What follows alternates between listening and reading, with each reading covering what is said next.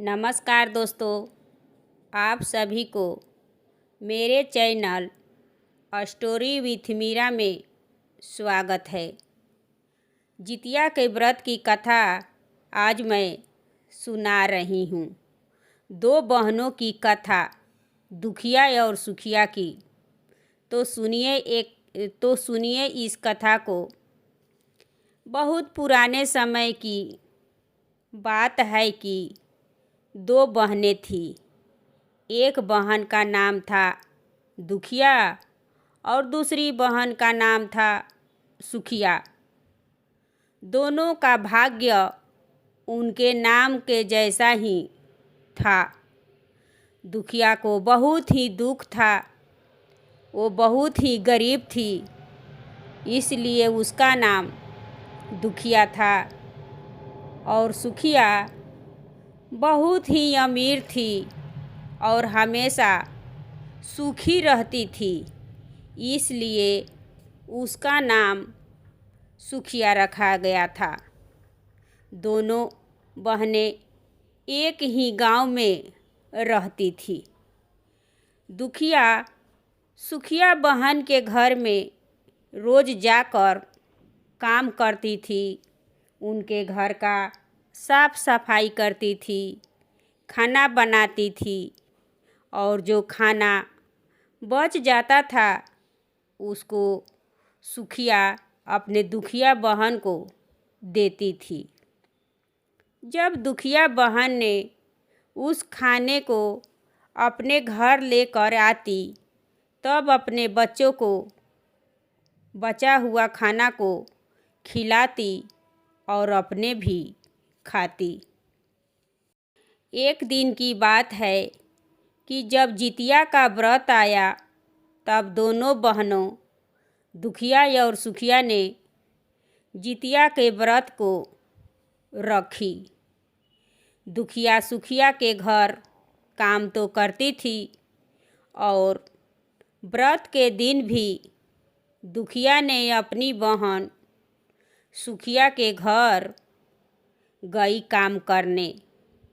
तो दुखिया ने चावल को फटकी और उसमें से जो चावल का खुदी निकला तो अपने लिए रखी, और साग था, साग को भी साफ की, और जो साग का डंठल बचा वो अपने लिए रख दी। और फिर सुखिया के घर को अच्छा चावल और साग बनाकर दुखिया ने अपने घर आई, तो वही खुदी का चावल और साग का डंठल अपने घर बनाई और अपने बच्चे को खाने को दी। इसके बाद अपने भी खाई और थोड़ी सी बचा था उसको दुखिया ने ढक कर रख दी। फिर इसके बाद बच्चों को सुला दी और अपने सो गई, क्योंकि दुखिया तो सुखिया के घर दिन भर काम करती रहती थी, तो दुखिया बहुत ही थक जाती थी। जब आधी रात हुआ तो दुखिया के घर एक बूढ़ी माँ ने दरवाज़ा को खटखटा रही थी।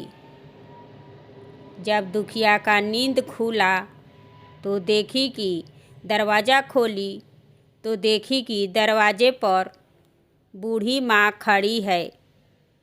दुखिया ने बोली कि इतनी आधी रात को बूढ़ी माँ, आप क्या करने आई हो? तब बूढ़ी माँ ने बताई कि बेटा, मैं बहुत दिन से भूखी हूँ, मुझे कुछ खाने को दो। तब दुखिया ने बोली कि बूढ़ी माता, आओ मेरे घर के अंदर। बूढ़ी माता को दुखिया ने अपने घर के अंदर बुलाई और बोली कि बूढ़ी माता, मैं बहुत गरीब हूँ, मेरे घर में एक खुदी का चावल है और डंठल की साग है, उसको रखी हूँ, आप खाएंगी। तब बूढ़ी माता ने बोली कि बेटा मुझे बहुत ज़ोरों से भूख लगी है, मुझे दो, मैं खाऊंगी। दुखिया ने वही खुदी का चावल और साग की डंठल को दे दी और बूढ़ी माता ने भर पेट खा ली। इसके बाद बोली कि बेटा मेरे आँख से तो दिखाई भी नहीं दे रहा है, अब मैं इतनी रात को कहाँ जाऊंगी। तो दुखिया ने बोली कि बूढ़ी माता आप मेरे साथ ही मेरे घर सो जाइए और जब सुबह होगा तो आप चले जाइएगा। बूढ़ी माता ने बोली कि ठीक है बेटा। बूढ़ी माता और दुखिया दोनों एक ही साथ सो गए, लेकिन बूढ़ी माता को नींद खुली तो बोली कि बेटा मुझे दीर्घ शंका लगा है, मैं कहाँ जाऊँ। दुखिया तो दिन भर काम करते करते थक जाती, वो नींद में ही बोली कि माता घर के किसी भी कोने में जाकर कर लीजिए। तब बुढ़िया ने बोली कि बेटा भड़भड़ करूं कि छरछर करूं।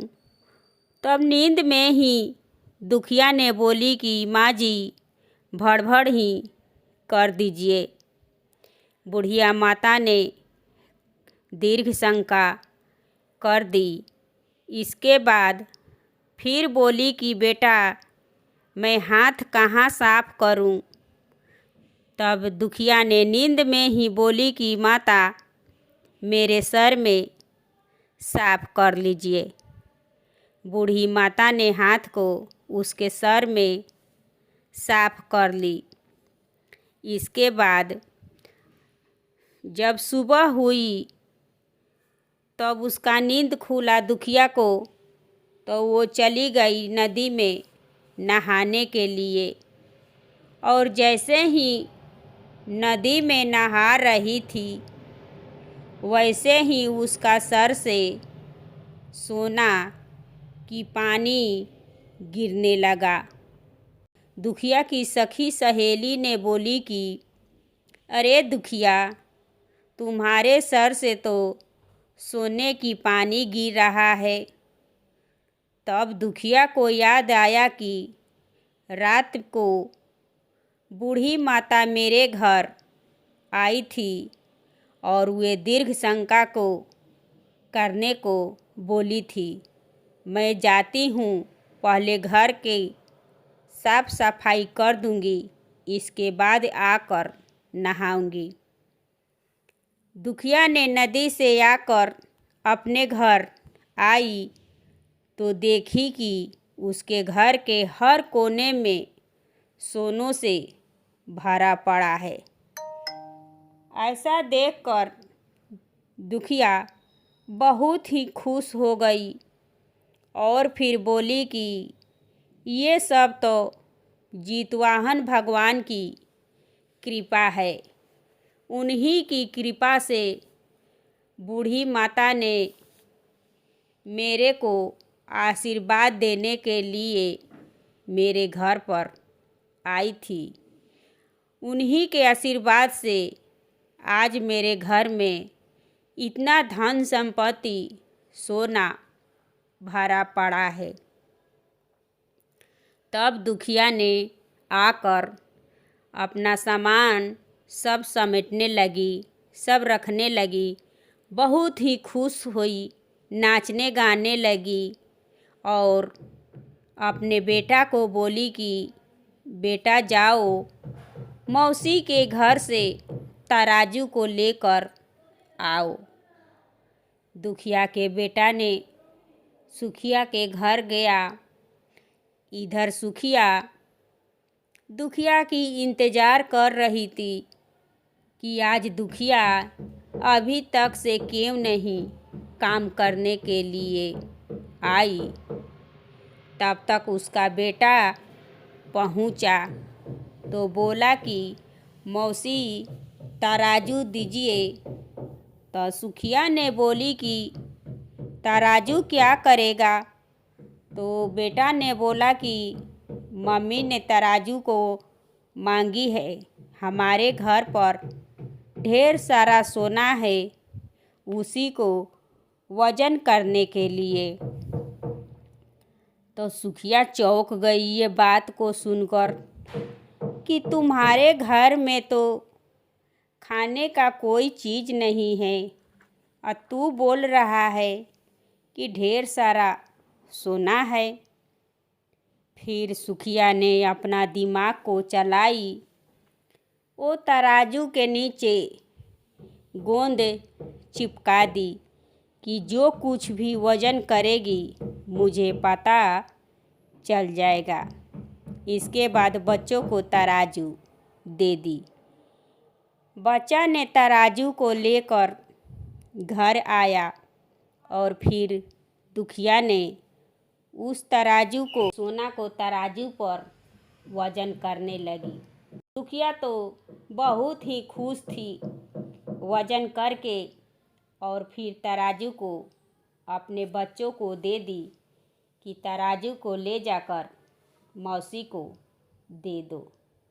दुखिया के बच्चे ने तराजू को लेकर आया तो सुखिया ने देखी कि तराजू के नीचे एक छोटा सा सोना का टुकड़ा चिपका पड़ा है। सोने के टुकड़े को देखकर सुखिया तो चौंक गई।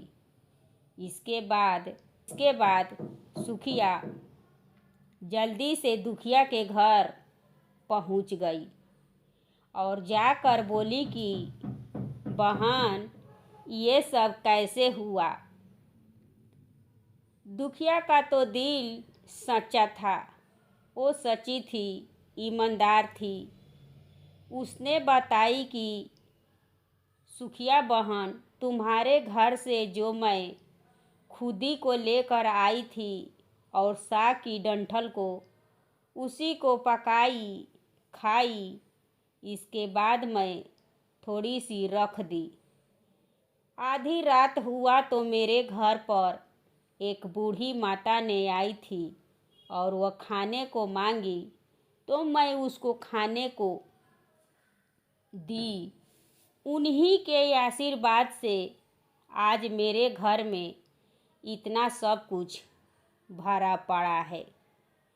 फिर सुखिया तो बहुत ही लालची थी, अमीर थी, पर उसका दिल बहुत ही लालच से भरा पड़ा था।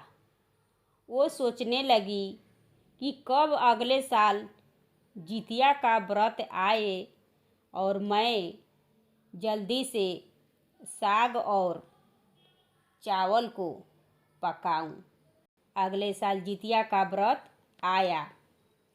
सुखिया ने चावल को साफ की और खुदी चावल से खुदी को निकाली। उसी खुदी को चावल पकाई और साग को तोड़ दी डंठल, और डंठल का साग बनाई और फिर खाई और रख दी।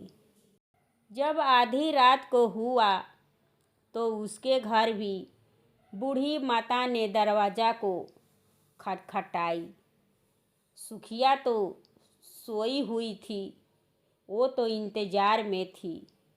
जैसे ही दरवाज़ा बूढ़ी माता खटखटाई, वैसे ही सुखिया जाकर दरवाज़ा खोली और बोली कि बूढ़ी माता, आओ मेरे घर के अंदर। बूढ़ी माता ने बोली कि बेटा, मुझे भूख लगी है। तो सुखिया ने बोली कि हाँ माता, मैं खाने को लाती हूँ। सुखिया भी खुदी का चावल और डंठल की साग बूढ़ी माता को खाने को दे दी। फिर बूढ़ी माता ने खाई और बोली कि बूढ़ी माता मेरे घर पर ही सो जाइए। बूढ़ी माता उसके घर पर भी सो गई और फिर बूढ़ी माता ने बोली कि बेटा मुझे दीर्घ शंका लगा है। तो सुखिया ने बोली कि माता मेरे घर के कोने में कर दीजिए।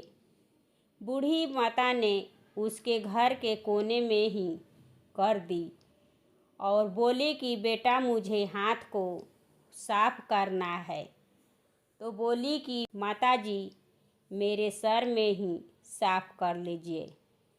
तो बूढ़ी माता ने सुखिया के सर में हाथ साफ कर ली।